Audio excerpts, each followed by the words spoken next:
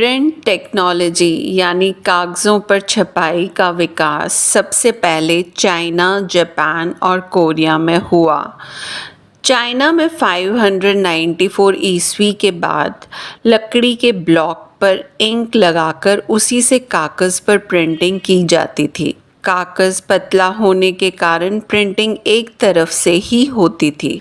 China के जो राजा थे वो अपने राज्य दरबार में उन्हीं लोगों को नौकरी देते थे जो कि उसके द्वारा दी गई परीक्षा में सफल होते थे।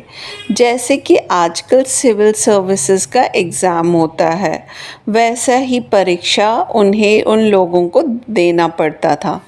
इस परीक्षा में सफल होने के लिए काफ़ी सारी किताबें भी छपवाई जाती थी और काफ़ी सारे उम्मीदवार इस परीक्षा में शामिल होना चाहते थे ताकि वो राजा के साथ राज दरबार में काम कर सके। इन किताबों के अलावा कुछ समय बाद रईस महिलाओं को भी पढ़ने का शौक़ बढ़ने लगा और उन्होंने अपनी कहानियाँ, कविताएँ, आत्मकथाएँ और नाटक आदि भी ब्लॉक प्रिंटिंग द्वारा छाप दी। बौद्ध धर्म के प्रचारकों ने 770 ईस्वी में ब्लॉक प्रिंट टेक्नोलॉजी को जापान लाया और जो उन्होंने सबसे पहली किताब छापी उसका नाम था डायमंड सूत्र।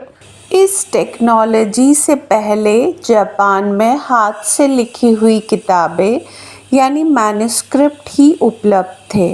हाथ से लिखी किताबों को लिखने में बहुत समय लगता था और जो लोग हाथ से किताबें लिखते थे वो बहुत सारे पैसे मांगते थे और उनको किताबें लिखने में बहुत अधिक समय लगता था। इस तरह लोगों की किताबों की मांग भी पूरी नहीं हो पाती थी।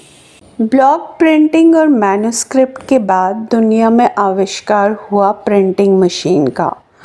प्रिंटिंग मशीन आने के बाद काफ़ी सारी किताबें छपने लगी, काफ़ी लोग किताबें पढ़ने लगे, किताबों की कीमतें भी कम हुई और किताबें छपाने में मेहनत भी कम लगी और लोग साक्षर भी हो गए। और सबसे पहले जिसने प्रिंटिंग मशीन का आविष्कार किया वो जर्मनी के जोहानस गुटेनबर्ग थे और उन्होंने जो किताब सबसे पहले छपाई वो थी बाइबल।